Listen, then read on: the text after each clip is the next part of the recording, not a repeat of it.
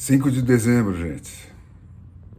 Depois de um dia pesadão. Mas vamos lá para encerrar. É um país sem oposição. É incrível dizer isso, apesar de metade dele estar na rua, em vigília, na frente dos quartéis, né? Essa metade não tem representação no país oficial. E isso porque, na verdade, o país oficial nunca emanou do povo, como diz que manda a lei, né? Nem quando a lei brasileira ainda oficialmente valia, né? O país oficial prescinde do aval dos representados, né? Ele se elege e se reelege automaticamente. Não precisa de contribuições voluntárias nem para formar partidos, nem para fazer campanha eleitoral. Ele se cria e se recria só com a redistribuição aleatória dos votos reais pelos donos dos partidos. Você vota no Zé e elege o Mané sem precisar de nenhum hacker. O nosso sistema proporcional faz isso. E o pouco que escapa desse filtro de seleção negativa, né, está sendo caçado a pau pela polícia política do Alexandre de Moraes. Já são 10 ou mais de 10 os deputados eleitos pelo povo brasileiro, a começar pela mulher mais votada do país, com mais de 1 milhão de votos, que estão apagados das redes sociais, né? Calam a boca de milhões de eleitores, porque é a deles que eles calam, não a dos representantes deles, né? E sem dar bola para ninguém, né? E para os votos e para as decisões do que continuam lá, ninguém liga mais. Qualquer dos assaltantes de eleição sozinho apaga elas sem pedir licença para ninguém. Esse Brasil oficial, com exceção dos que estão sendo apagados um por um porque se recusaram a se apagar sozinhos, não foi derrubado pelo STF, né? Ele caiu de podre. Ele não tem nada a ver com o Brasil real, né? E esse é o dado chocante que explica toda essa situação. E enquanto o Brasil não entender isso, ele não vai conseguir sair dessa armadilha. O país oficial, gente, sempre foi só o equipamento de controle e de sujeição do país real no Brasil. Um sempre se impôs ao outro, como vai ter condição de continuar a se impor sob a nova velha direção e sob qualquer nova direção. Isso se repete desde sempre na nossa história, com déspotas mais esclarecidos ou menos esclarecidos, mais benevolentes ou menos benevolentes, mas sempre é uma relação despótica. E essa crise de agora só se tornou possível porque nós não sabemos ser outra coisa. Nós nunca tivemos a feliz experiência de sermos outra coisa, né? Por isso que quando aperta, a gente chama a mamãe, né? A gente chama as Forças Armadas, em vez de tomar a presidência do Senado, para poder mandar prender o Xandão, né? Nós ficamos nesse chororô, em vez de irmos aprender com quem sabe a domar político, né? Que é coisa que você faz com retomada de mandato a qualquer momento, né? Com iniciativa e referendo de leis e com eleições de retenção de juízes, né? Essa é a receita que está aí, aprovada e testada em uso no mundo. A diferença dessa crise de agora é que o choque subiu para a superfície. Não tem mais disfarce, né? Não existe mais convivência possível entre o Brasil moderno e o Brasil arcaico, né?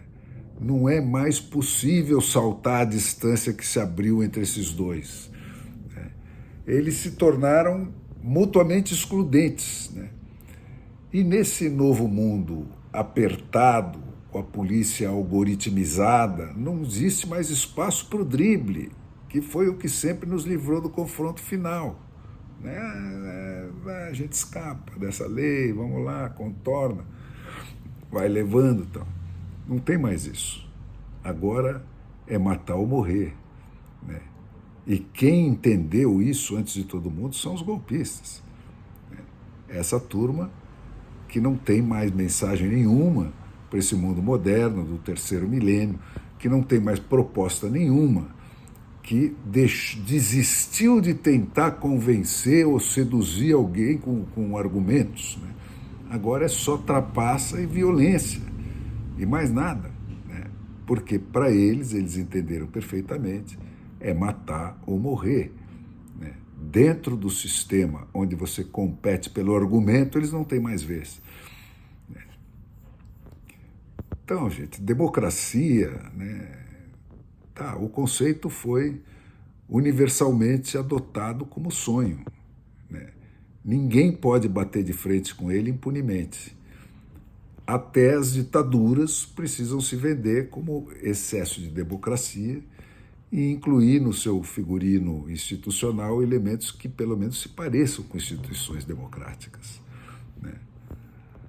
Daí que vem essa linguagem invertida do PT e do seu braço armado, que é o STF. Né?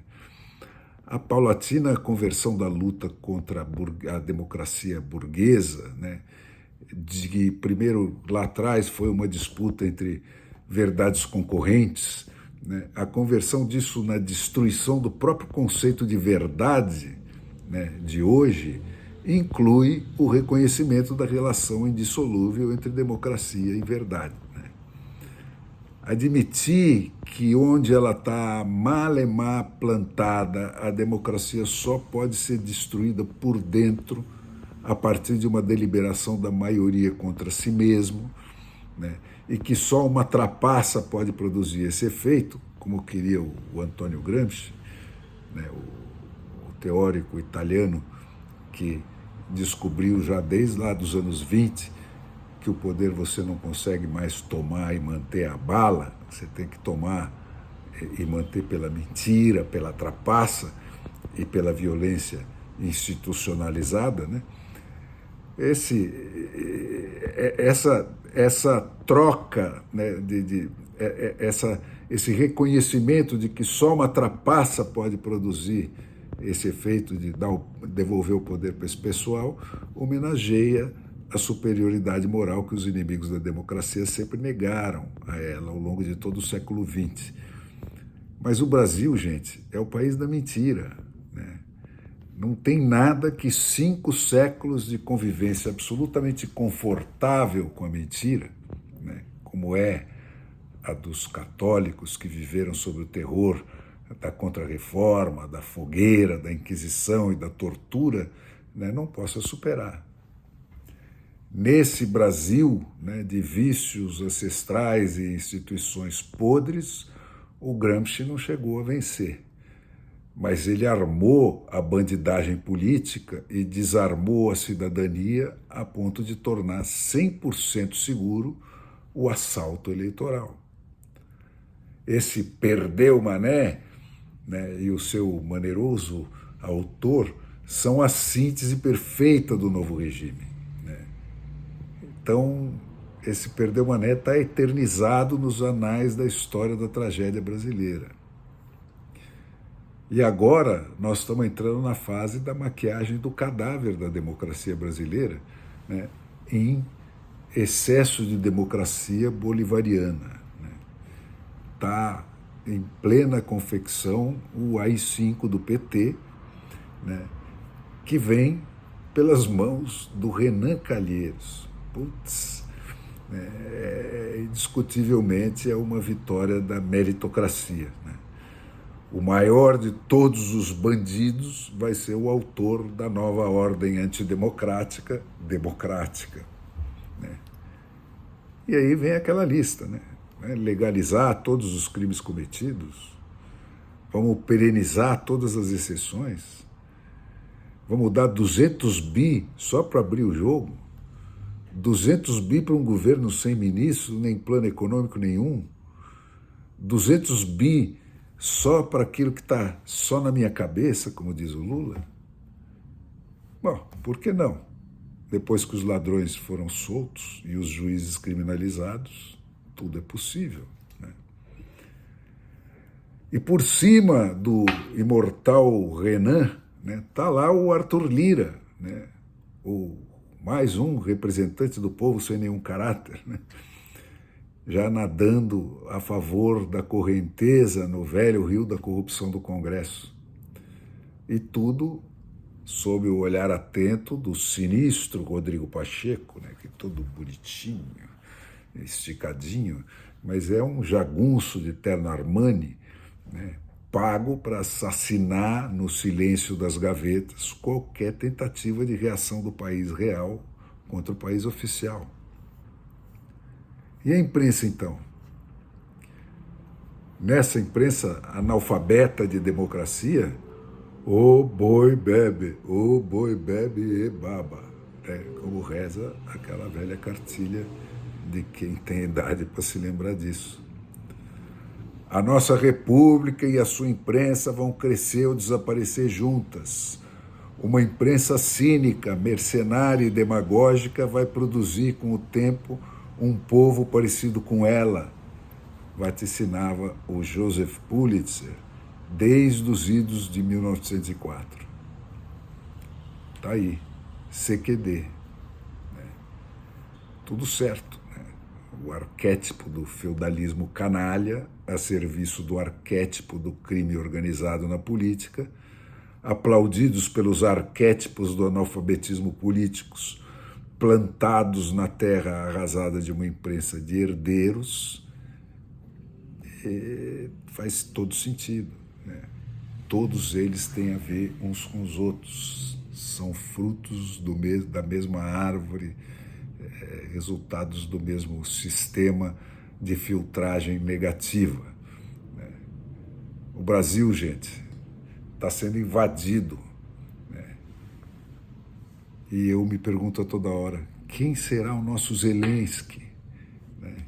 Quem vai pegar a força que está aí, oferecida nas ruas, para lançar contra o Senado? Será que tem alguém escondido por aí?